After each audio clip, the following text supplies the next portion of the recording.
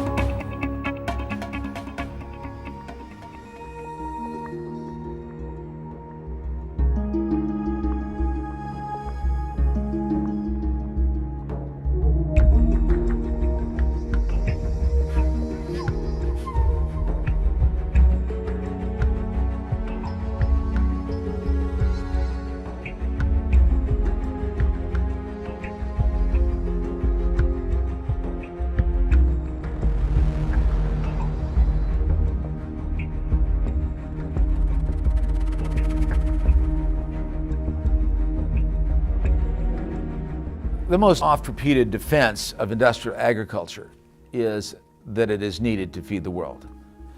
This is wrong in so many ways. It is really important to know that industrial agriculture primarily sells commodity crops, not food crops. That's what makes its big money. But the other thing is that there have been peer-reviewed studies by the United Nations, by Michigan State, by other universities and entities around the world that have said, you know what, the only way we're going to feed the world is through medium and small-sized farms that use organic or other sustainable methods. Because that's the only way we're going to get the diversity of foods that we need to feed the world. You cannot feed the world based on those huge monocultures. We know through our loss of topsoil, through our loss of water supply, we know through the poisoning of our wildlife. I mean, 75% of all endangered species on our list are there because of farming and ranching. We know through the destructions of our great river systems. We know through what's happening in childhood obesity and the epidemic of childhood cancers. We know, and through the brain damage that's happening through the toxins in our food. We know that our industrial food system has caused enormous environmental harm. We know it threatens our health and our children's health. So it's an environmental crisis and it's a health crisis. But I would also say to everyone out there, it's a moral crisis. Every decision that I make, that you make, that your community makes on the foods that we buy, the foods that we feed our children, the foods that we grow, is going to create a different food future. If you go to a fast food place, if you buy industrial food, that's what you're feeding. That is the monster you're feeding. So you're not a mere consumer, you are helping create that terrible world that we need to get rid of. Or you're going organic and beyond, you're going non-GMO, making the right choices, going local, appropriate scale, and that is then creating this new food future, the one that we need to have healthy people, to have a humane system, a socially just system, and a healthy planet.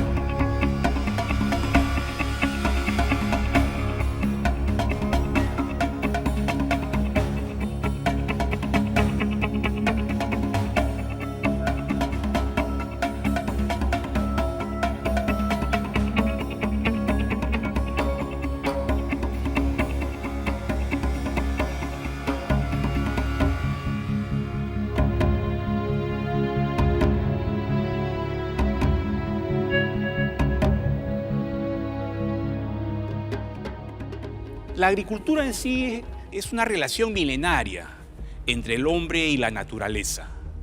La agricultura no solamente es una actividad productiva, económica, es también una filosofía de vida.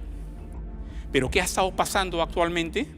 Vemos situaciones en las cuales cosechamos utilizando gran cantidad de agrotóxicos a través del uso de pesticidas de todo tipo, insecticidas, fungicidas, herbicidas, acaricidas. La agricultura se ha convertido como si fuera una actividad de guerra. El ser humano le ha declarado la guerra a todos los componentes del ecosistema y todo aquello que le resta un poco de lo que podría ser su cosecha, lo ve como un enemigo. Entonces lo que era un insecto ya lo ve como una plaga. A las hierbas naturales ya no lo ve como una hierba natural, lo ve como una maleza. Y lo trata así despectivamente, ¿no? Y trata de eliminarlo. A los pájaros que logran alimentarse algo de las cosechas, también los ve como enemigos y trata más bien de exterminarlos, ¿no? En la naturaleza, cuando no ha sido intervenida por el ser humano, nosotros encontramos una situación muy distinta. Todos los componentes se mantienen en equilibrio. Entonces lo normal, lo natural, siempre ha sido respetar las estaciones del año, consumir los productos de estación. Habían técnicas como para poder conservar y preservar los alimentos, ¿no? Entonces esas cosas también hay que rescatarlas. A veces solamente pensamos que sea orgánico, que no tenga pesticida, y eso está bien, pero también a eso hay que sumarle lo que les comenté, los otros costos. No solamente el costo ambiental, también el costo social que puede ir detrás de todo esto. Cuando uno quiere sentir y vibrar y darse cuenta que uno es parte de la naturaleza, tenemos este gran medio, ¿no? Cultívense, cultiven situaciones, edúquense, y la agricultura es un excelente medio.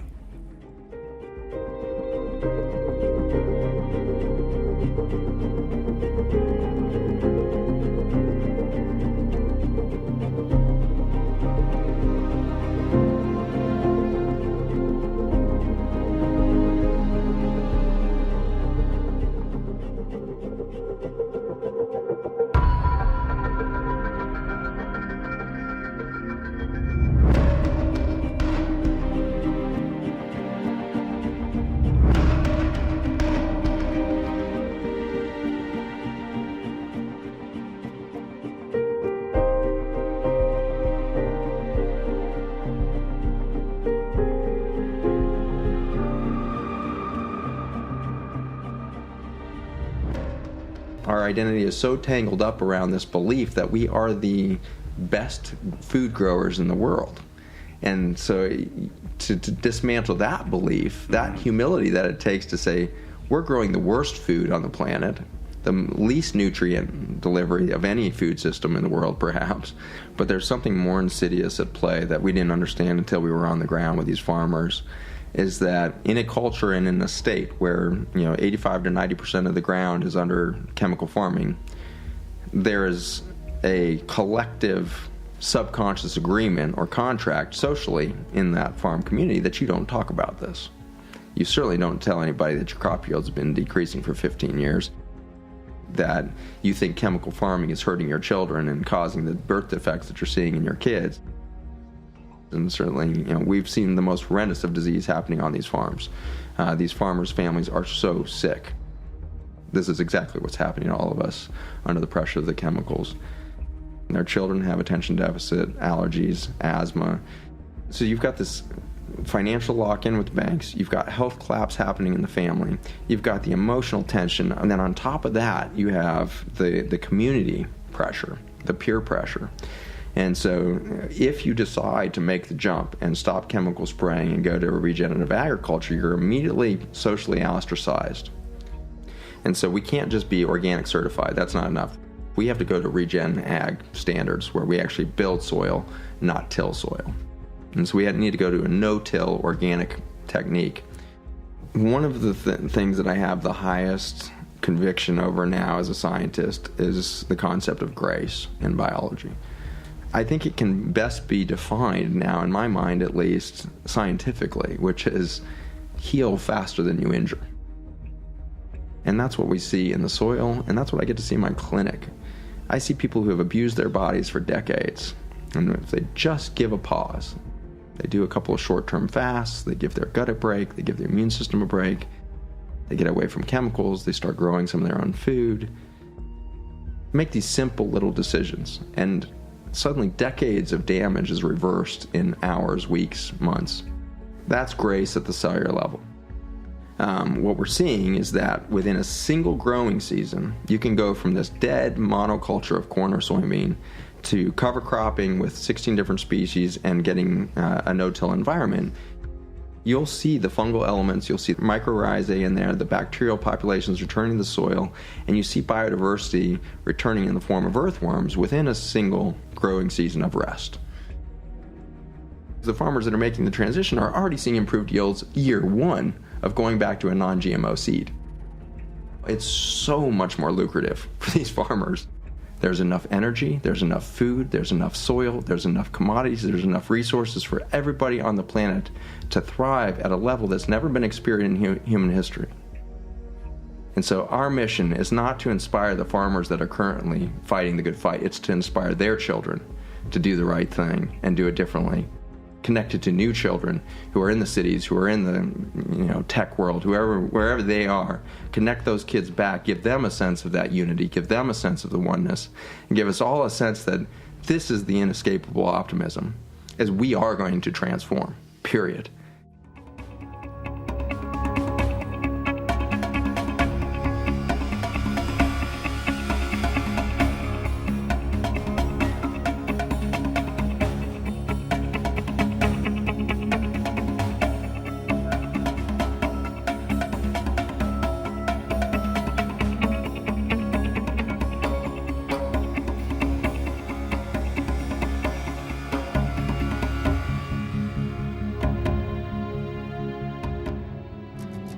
In order for us to live sustainably, the structures that meet our basic needs must work towards regeneration rather than consumption and depletion.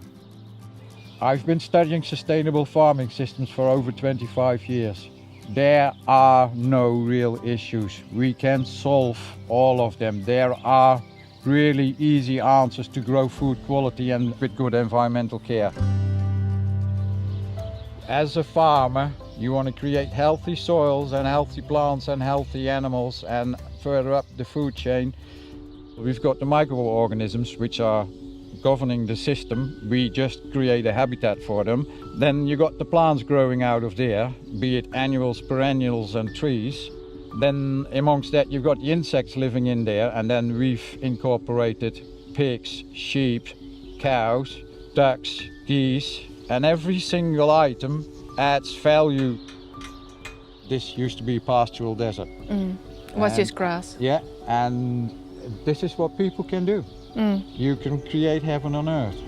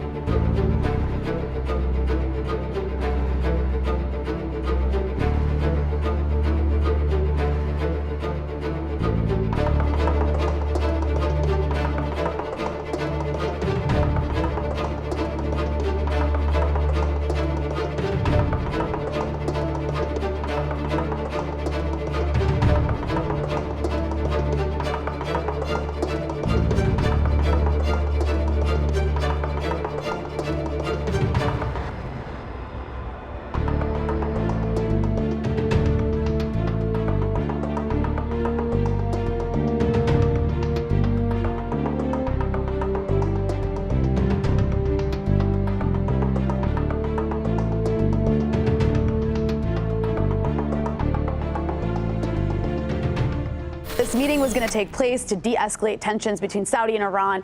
This would have had implications, of course, internationally, but also regionally. I mean, this would have been great for the region. A de-escalation of tension between these two countries that's playing out in like a Cold War and in some places a hot war. And the U.S. completely obliterated that when they obliterated Soleimani. But don't you see why they may have needed to do that? I mean, the threat of Iran and Saudi Arabia coming together somehow, and it did seem, everything I'm reading says that back since September, they started making these overtures. Are you surprised by those overtures? I'm not, because what you had happen several months ago was Saudi oil fields were hit, and Saudi oil production was decreased by like 50%. And the U.S. didn't do anything in response. And so that demonstrated to Saudi Arabia and America's Gulf state allies that if there is a war with Iran that doesn't include some sort of U.S. invasion of occupation of Iran, which isn't going to happen, then the people who are going to have to bear the brunt of that war are going to be the UAE and Saudi Arabia. Do you foresee a world where Iran and Saudi Arabia could actually live in harmony? Absolutely. I mean, if you took America out of the equation, because if out of the Middle East, they'd have no choice but to live in harmony. But when you have outside actors that are coming in and provoking war and also funding, weapons and giving weapons to the Saudis, you're escalating tension. So on top of that, it's about regional hegemony, right? Yeah. And Iran is a big threat to the U.S. because it forges a path independent of U.S. interests, and that's not allowed.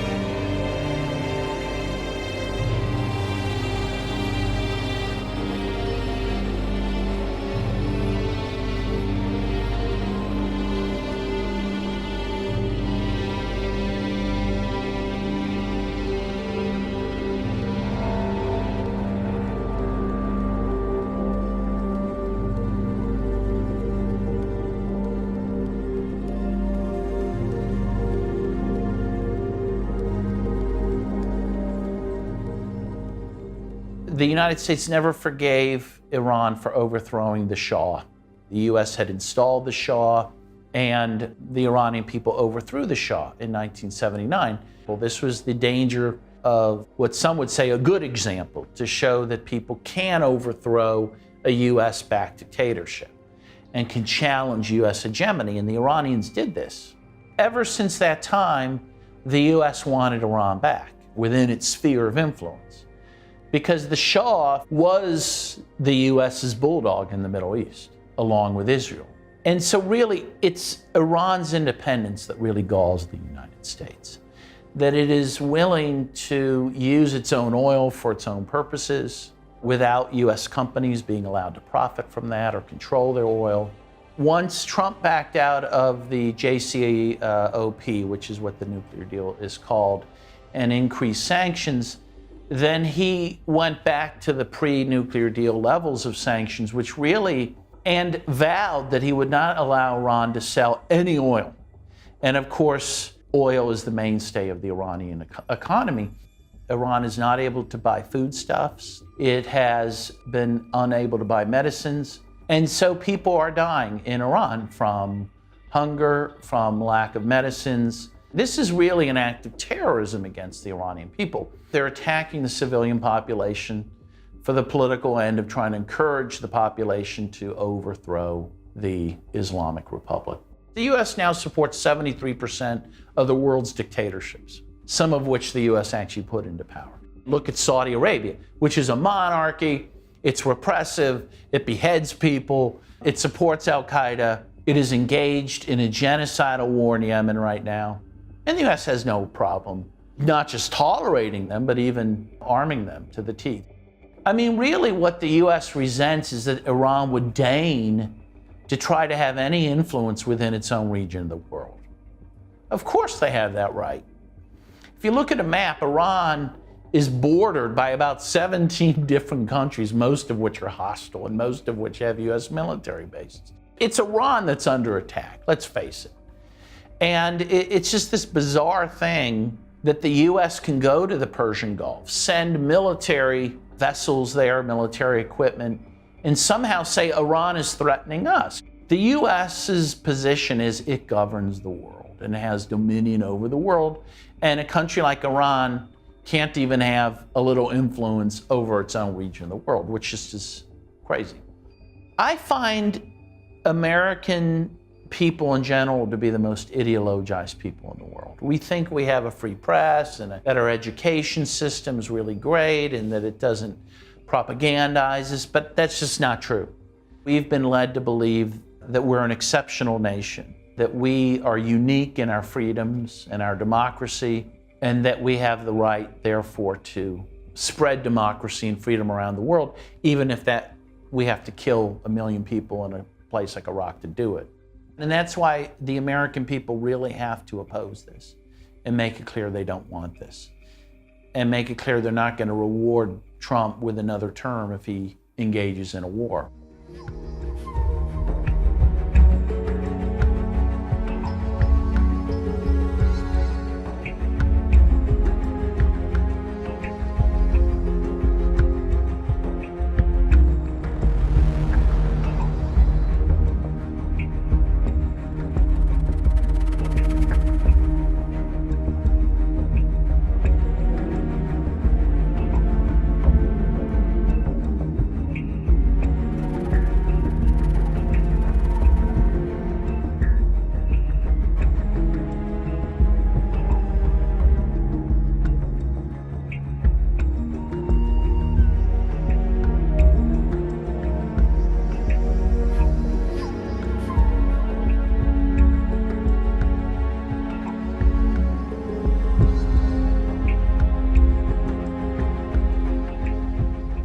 Diese neue Seidenstraße soll Asien über den Nahen Osten mit Europa verbinden.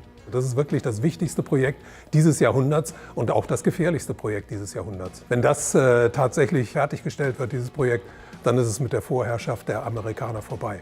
Und die USA sind natürlich nicht bereit, da einfach nur da zuzugucken, sondern versuchen das auf alle möglichen Arten und Weisen zu torpedieren. Man muss sehen, dass der Iran innerhalb der Seidenstraße eine ganz bestimmte Rolle spielt. Der soll der Energielieferant für dieses europäische, asiatische Projekt werden, weil die eben diese riesigen Vorräte an Öl haben und vor allem haben die größten Erdgasvorräte der Erde. Und das Zweite ist die strategische Rolle des Iran. Der Iran liegt genau zwischen dem Kaspischen Meer im Norden und dem Persischen Golf im Süden. Das ist also praktisch das Nadelöhr der Seidenstraße. Wenn es dort zu einem größeren Krieg kommen würde, würde diese Seidenstraße da genau in der Mitte unterbrochen werden. Und das wäre natürlich geostrategisch für die USA ein Riesenvorteil gegenüber China. Der Konflikt mit dem Iran ist ja systematisch verschärft worden von den Amerikanern. Also die haben das Atomabkommen gekündigt, die haben die Botschaft in Israel von Tel Aviv nach Jerusalem verlegt. Also die haben alles getan, um diesen Konflikt weiter anzuheizen. Und das ist jetzt nur die nächste Eskalationsstufe darin. Der Iran selber ist für die USA als Energielieferant völlig uninteressant. Weil die USA haben ja eine ganz wichtige Entwicklung hinter sich über diese Fracking-Industrie. Also die USA waren bis vor einiger Zeit ein großer Importeur von Erdöl und Erdgas. Das sind sie inzwischen nicht mehr, sind inzwischen zum Exporteur geworden. Das heißt, die sind davon nicht mehr abhängig. Also die Ölinteressen und die Gasinteressen im Nahen Osten spielen keine so große Rolle mehr. Es geht da nur noch um Geostrategie. Man muss sehen, dass die USA insgesamt weltweit ja im Niedergang sich befinden. Die wirtschaftliche Stärke der USA, die ist nicht mehr die von früher. Inzwischen als Handelsmacht sind sie überholt worden von den Chinesen. Ich glaube, dass das amerikanische Finanzsystem an einem Punkt angekommen ist, an dem nur noch das Fluten des Systems mit noch mehr Geld dieses System am Leben erhalten kann und wo es dann endgültig zusammenbricht. Aber die USA klammern sich im Moment auch außer ihrer militärischen Herrschaft auch noch an die Übermacht des Petrodollars. Der US-Dollar ist immer noch die stärkste Währung der Welt. Über 60% aller Devisenreserven aller Zentralbanken auf der Welt werden in US-Dollar gehalten. Das ist ein ganz starkes Druckmittel der USA gegen den Rest der Welt. Aber dieses Druckmittel wird mit der Zeit immer geringer. Und es gibt ja auch inzwischen die Versuche der Chinesen, den Petrodollar zu unterlaufen. Es gibt zum Beispiel im letzten Jahr wurde ein Vertrag abgeschlossen zwischen den Saudis und den Chinesen über Öllieferungen in Yuan. Übrigens glaube ich auch, dass Saudi-Arabien eine ganz wichtige Rolle für die gesamte Zukunft der Welt spielen wird. Die Saudis sind ja die letzten Jahrzehnte immer der wichtigste Verbündete nach Israel im Nahen Osten für die USA gewesen. Aber die Saudis könnten sich ja auch umorientieren. Und wenn die Saudis sich jetzt zum Beispiel den Chinesen zuwenden würden, dann würden die Karten ganz neu gemischt im Nahen Osten. Also ich vermute, dass es noch eine Zeit lang weitergehen wird, dass sich die Länder da gegenseitig reizen. Aber langfristig sehe ich einfach keine andere Lösung, als dass es tatsächlich da zum Krieg kommt. Weil auf diese Art und Weise würde die Rüstungsindustrie ganz stark angetrieben. Es würde bedeuten, dass sehr viele Waffen vernichtet würden, dass neue Waffen wieder gebaut werden müssen. Und das würde die Finanzindustrie natürlich sehr interessieren, weil die ja hinter der Rüstungsindustrie steht. Und das könnte die Aktienmärkte in der Welt noch mal wieder um mehrere Monate, vielleicht sogar um Jahre dann antreiben.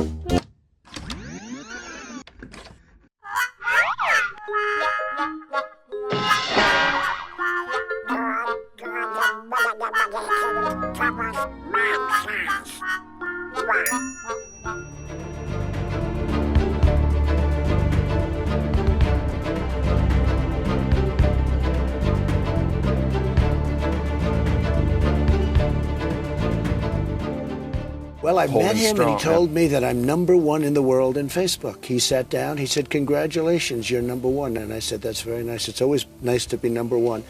You know who #2 is? Modi of India. Yeah. But he has 1.5 billion people. I have 350.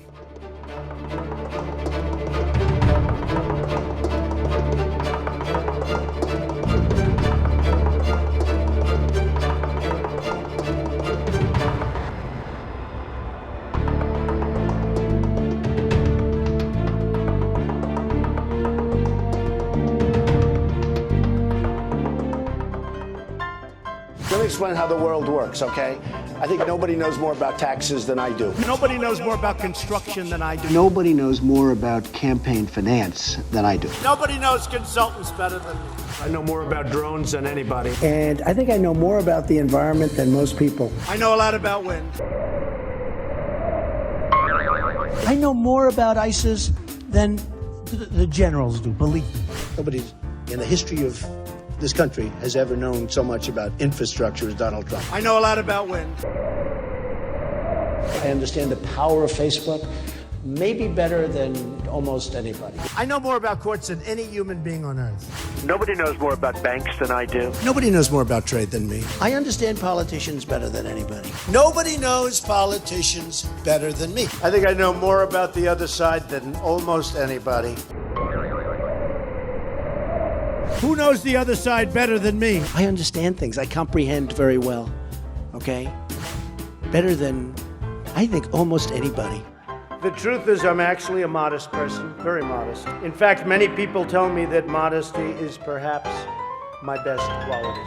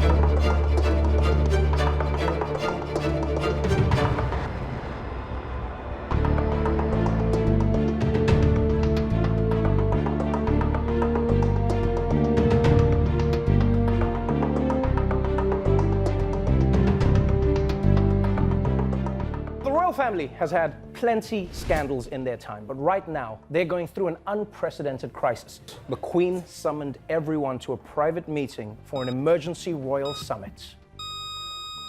This was a crisis summit.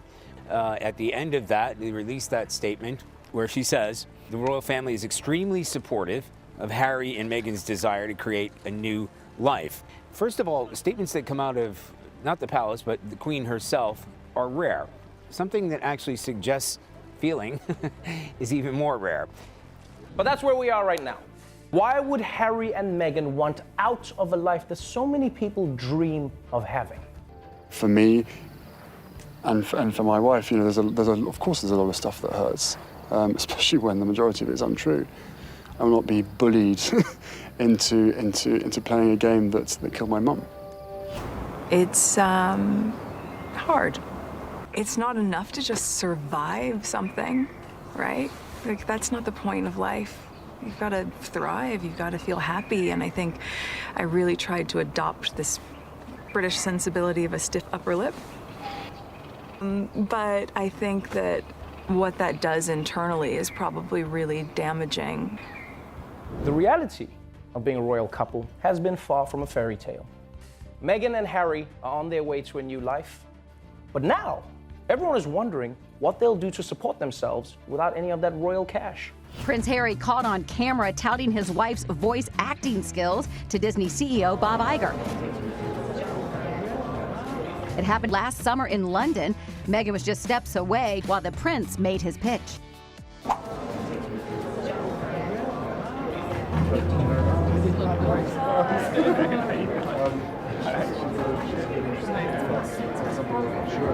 Well, good news, Meghan's already got herself a job.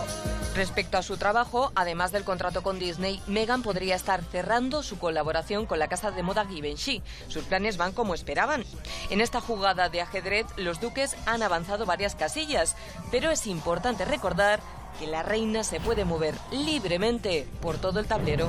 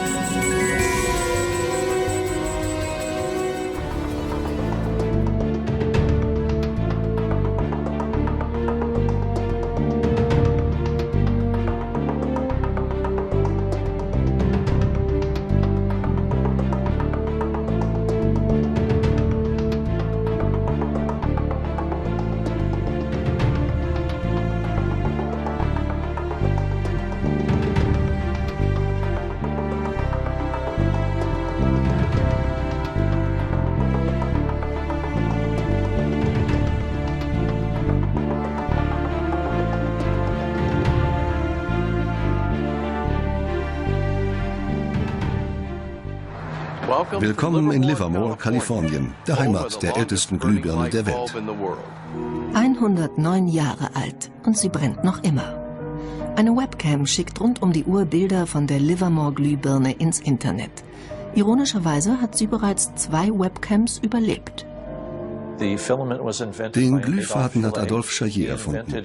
Er war langlebig. Chaillets Formel für den langlebigen Glühfaden ist nicht das einzige Mysterium in der Geschichte der Glühbirne. Noch geheimnisumwobener ist, wie sie zum ersten Opfer der geplanten Obsoleszenz wurde.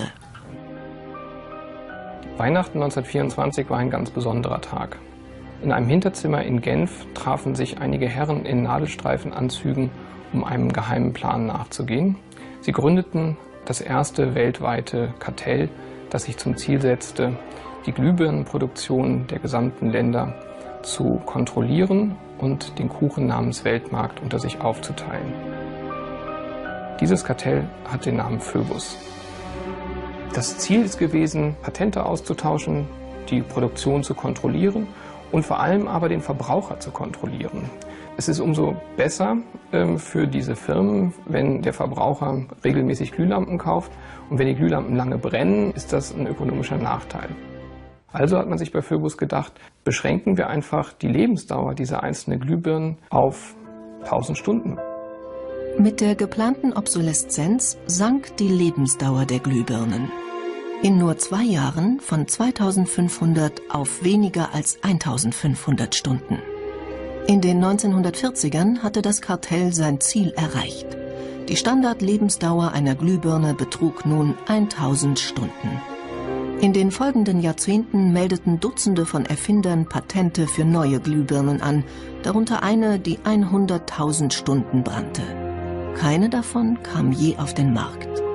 Dank der Massenproduktion fielen die Preise und viele Waren wurden für jedermann erschwinglich. Doch die Hersteller fragten sich, ob der Kaufrausch anhalten würde. Was wäre, wenn der Verbraucher seine Bedürfnisse befriedigt sähe? Schon 1928 warnte ein einflussreiches Werbemagazin: Ein Artikel, der nicht verschleißt, ist eine Tragödie fürs Geschäft. 1929, nach dem Börsenkrach an der Wall Street, war es mit der Konsumgesellschaft dann erst einmal vorbei. Die USA stürzten in eine tiefe Rezession. Bernard London, ein bekannter Immobilienmakler, wollte, um die Depression zu beenden, die geplante Obsoleszenz zur Pflicht machen. Londons Vorschlag sah vor, alle Produkte mit einem Verfallsdatum zu versehen, nach dessen Ablauf sie amtlich als tot galten. Verbraucher sollten sie dann bei einer Behörde abliefern, wo sie zerstört würden. Einen Artikel über das Verfallsdatum hinaus zu behalten, sollte strafbar sein. Bernard London glaubte, dass durch geplante Obsoleszenz die Industrie wieder in Schwung kommen würde. Die Menschen würden wieder konsumieren und bald jeder eine Arbeit haben. Bei den Ingenieuren gab es einen Paradigmenwechsel. Die alte Schule sah es noch als ihre Aufgabe an, ein Produkt herzustellen, das nie kaputt ging. Die neue Schule war vom Markt gesteuert und an möglichst vergänglichen Produkten interessiert. Die Debatte war vorbei, als das neue Ingenieursdenken die Oberhand gewann. Unsere Wachstumsgesellschaft ist wie ein Rennwagen, der mit voller Geschwindigkeit dahin rast, aber keinen Fahrer mehr hat. Das Ende ist vorhersehbar. Entweder fährt sie gegen eine Wand oder stürzt in einen Abgrund.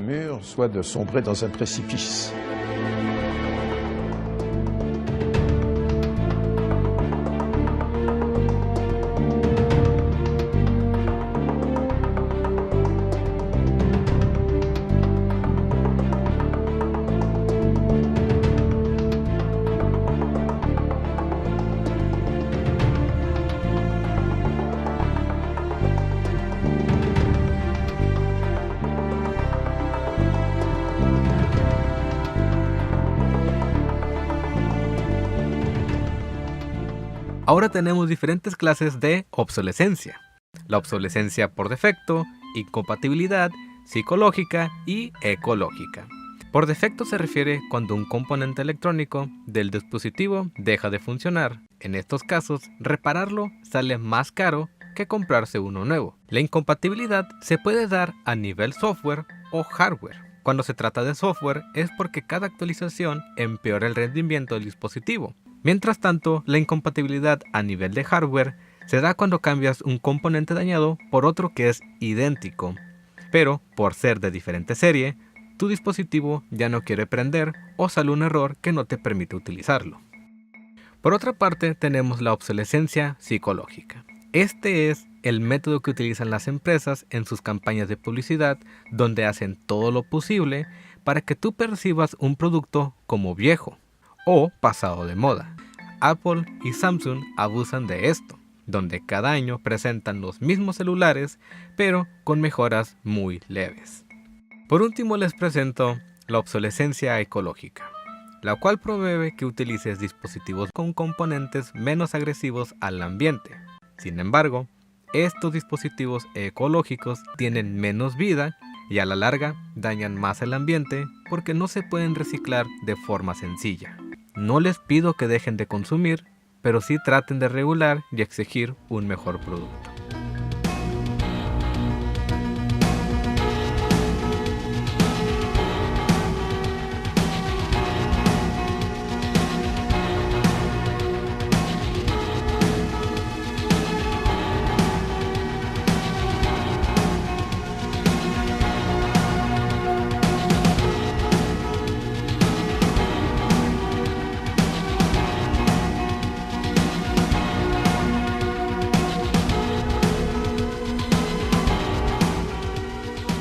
Silicon Valley has been driving the U.S. economy for years now.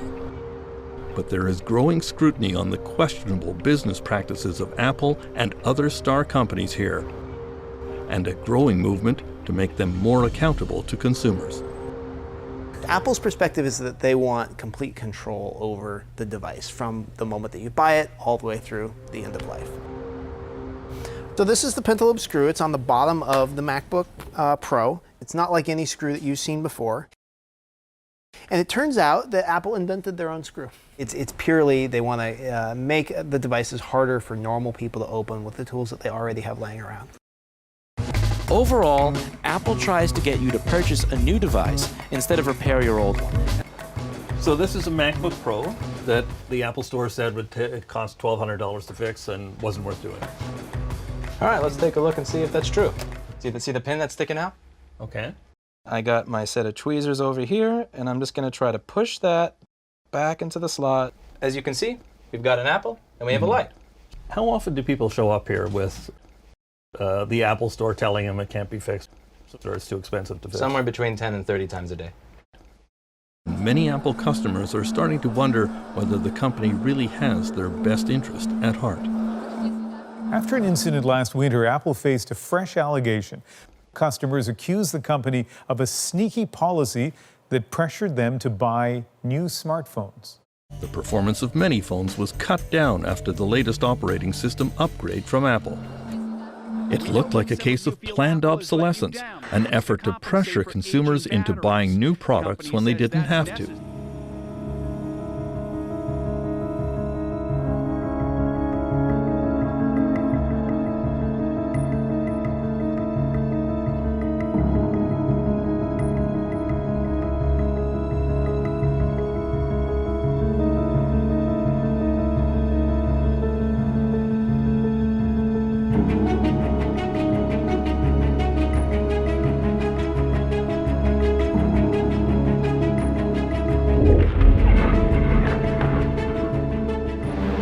Thick, toxic, unbreathable. Around the wastelands of the Agbobloshy scrapyards, the smoke never clears. Copper, aluminium, it's all there for the taking. Yeah, it's burning place. We are burning waste and aluminium. Awal's been stripping waste for 6 years, selling by weight the metal he recovers. He makes 15 cedis a day, less than €3, while facing constant hazard. It's difficult to put a figure on how many work here, but several thousand at least. According to a US study, Agbobloshy is among the top 10 most polluted sites on the planet. Cadmium, lead, mercury and arsenic are permanently present in the soil, sometimes at levels 100 times greater than international safety standards. Cars, computers, mobile phones, televisions. All manner of electronic devices that end up here are painstakingly sorted, stripped, and dismantled. You can find anything in the rubbish here, but it's the electronic waste that's the most sought after for the metals it contains. Most of it comes from outside Ghana. The European Union has strictly prohibited the export of e-waste. Yet around 350,000 tons, the equivalent of 2.5 billion smartphones, leave Europe illegally every year. In the meantime, the waste burners will go on burning, despite the risks to their health, despite the risks for the environment. It's their livelihood.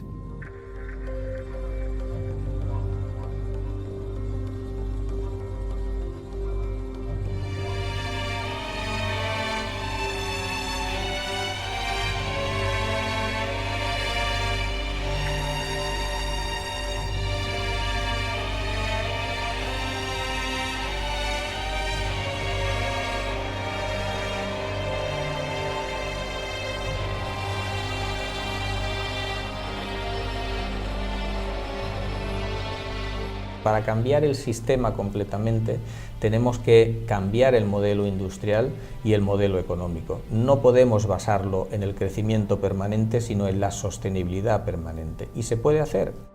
Si se crearan esos productos con durabilidad y que fuesen reparables, que fuese más rentable repararlos que comprar uno nuevo, se crearía más trabajo. Y más trabajo local, evidentemente. No nos tendríamos que endeudar para comprar 5 y 6 lavadoras, 5 o 6 televisores durante toda nuestra vida, ¿no? Y en último extremo, por supuesto, no se consumirían materias primas de forma innecesaria, el planeta Tierra no colapsaría.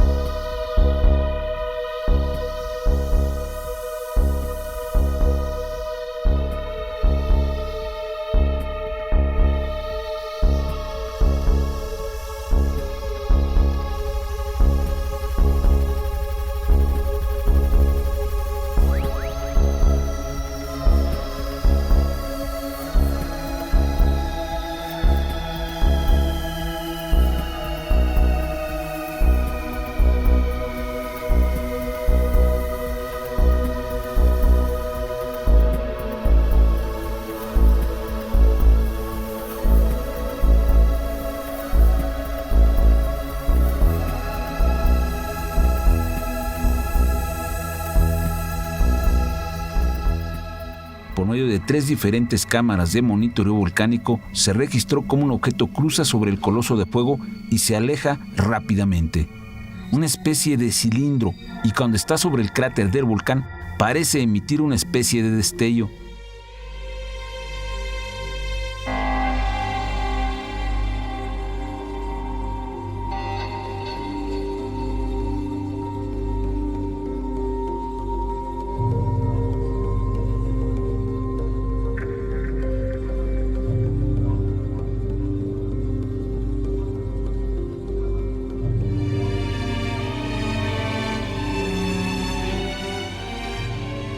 we were seeded here from various star nations. In this premise, genetic and ethnic diversity is explained. It also covers the differences in our blood types. Perhaps some star nations have people with predominantly red hair and freckles, while others have dark-skinned inhabitants. Maybe some, such as the Pleiadians, have blonde hair and blue eyes. Perhaps we would look at ourselves differently if we saw a planet inhabited by various star nations, versus segregating ourselves from one another through patriotism, nationality, and prejudice.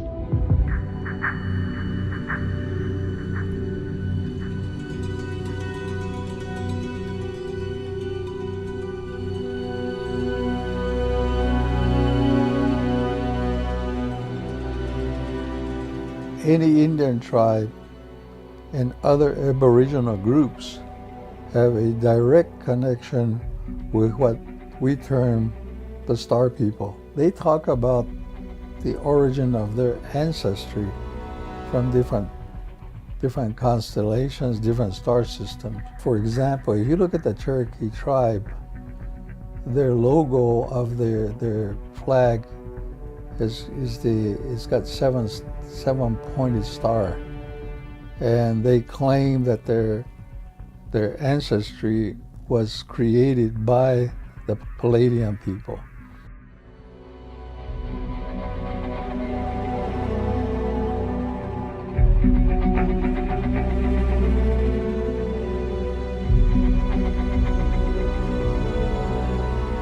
It's really our minds that are locked into the 3D and into like a materialistic view of reality.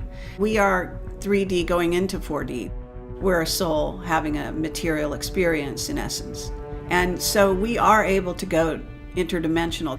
That's part of this package that we call humanity, the human vehicle that we operate and we exist within. Humans always tend to think that we're the only game out there. There is no alone in this universe or multiverse, actually. You'll see a true history of humanity in the visitation and the engineering, re-engineering, and bringing in different types of beings' DNA into our genome.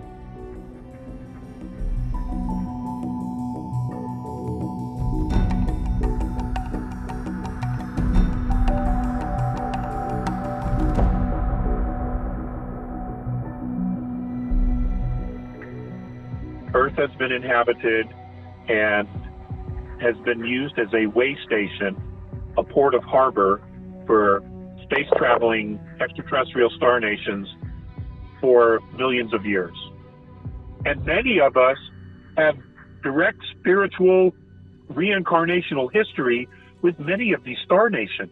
Humanity is made up of at least 22 different extraterrestrial races, a genetic lineage to other star nations. So I think it's going to be the extraterrestrials who at some point sit down humanity and say, look, here's the whole story of who you are and how we got here and why we're here. And we're never going to get that from Earth religions. That can only come from beings off-world who have not only been through the process, but who have been watching us for thousands and thousands and thousands of years.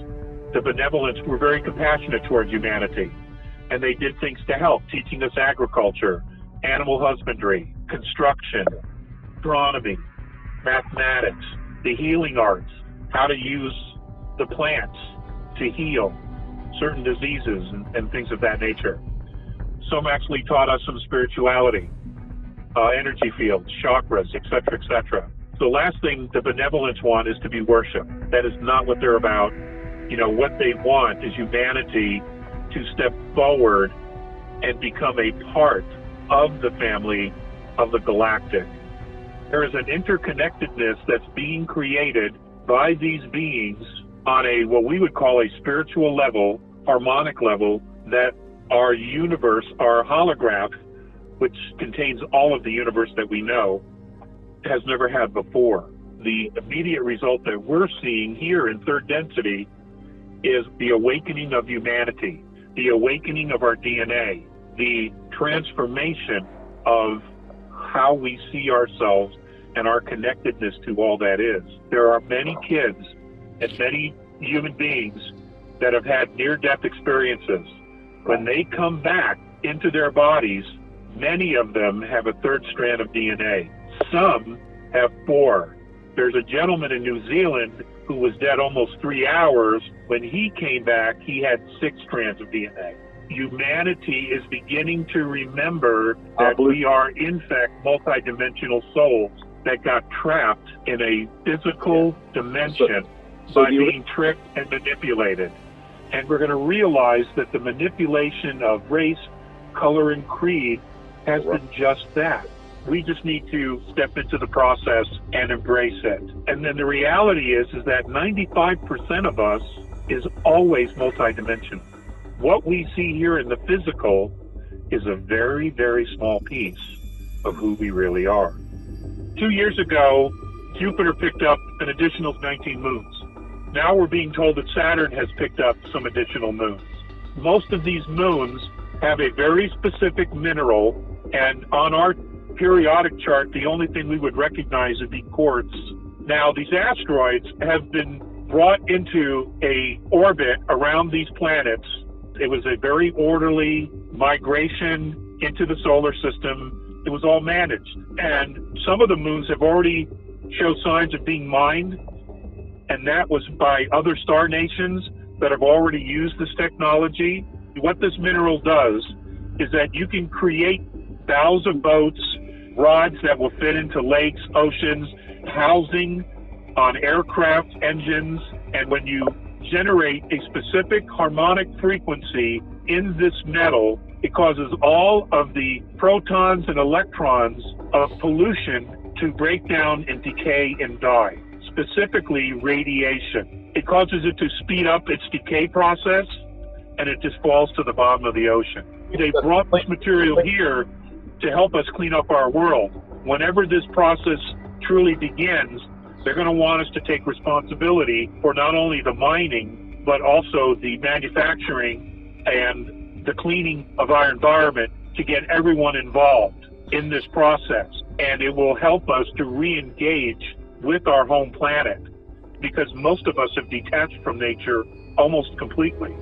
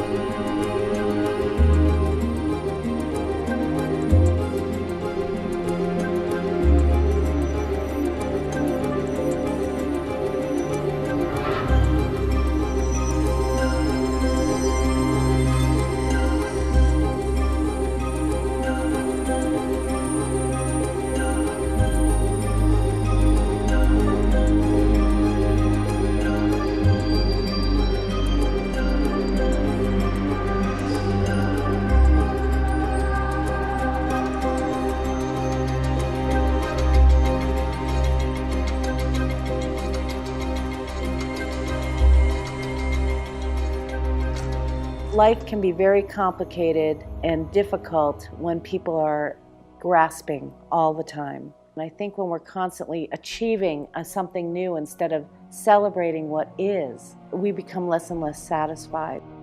It's like a drug. Money is a drug, sex is a drug, shopping is a drug. It's a bottomless pit trying to satisfy ourselves.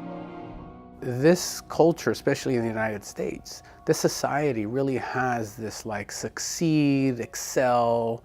It's a consumer mentality. Do more, buy more, be more, have more, bigger house, bigger car, fill up a garage full of 10,000 rolls of toilet paper and buy as much as you can. And people have garages and storages and more stuff, and they have so much stuff they can't even store the stuff. They had to pay for a place to store the stuff that they can't even store at their own house. And this is the way people live. Just because you have more externally, it doesn't always correlate to being internally fulfilled. Those are two completely different things. And external, in your environment, the house, the cars, the stuff, is never fulfilling. It's short term. You get the fulfillment, you buy it, you have it, you play with it, and you get the short term, like instant gratification type of thing. But just like a child with a new toy, you run out of motivation after a little while and you're on to the next toy. I think for those people who don't settle down their nervous system with meditation or who don't have a spiritual or creative practice, their mind is constantly traveling into the past, into the future, and into other people's business. And when that happens, they're not present for themselves and the world that's being revealed to them. And a Zen master might say, show me the future, show me your past, and there's no way to do it. Those questions, they stop the mind. Your mind will gyrate a little bit and then eventually it settles down. We dive into the source of everything. We started naming some of the qualities of it. It's eternal, it's ever-present, it's intelligent. That's the transcendence, is when we lose track of time and space and we transcend the element of materialism. When we recognize that every single material thing at its core is energy and everything is vibrating, then you can get a feeling for this nature of existence that is not as materially real as we tend to think. We sometimes get a feeling like there's something else going on here, that there's something much more connected, that in a very real sense, we're sharing the same dream. And so I recognize that I'm in some ways playing a role, but who I really am is so much bigger, so much more mysterious. It's eternal, it's infinite, it's timeless, it's connected to everything. I think mystics, philosophers, poets, they express the reality better than maybe you or I, because they allude to it. And that's the same with waking up to that which is looking through your eyes. You can call it anything you want. Some people call it self with a capital S. Some people call it spirit, God, soul, the great spirit, consciousness itself. It's that which animates all of this. It's what's residing at your deepest level. In some ways, experiencing a dark time, in some ways we're experiencing a renaissance. And so there's some threats to our existence right now. But we also have more and more people who are paying attention and more people who are looking for solutions in areas that we didn't look before. Get out there and do something nice for somebody and don't expect anything in return. Be kind. People need it. If we remember that the people who we complain about are human, that underneath their beliefs and ideologies, they're human beings, it opens up our ability to hear one another.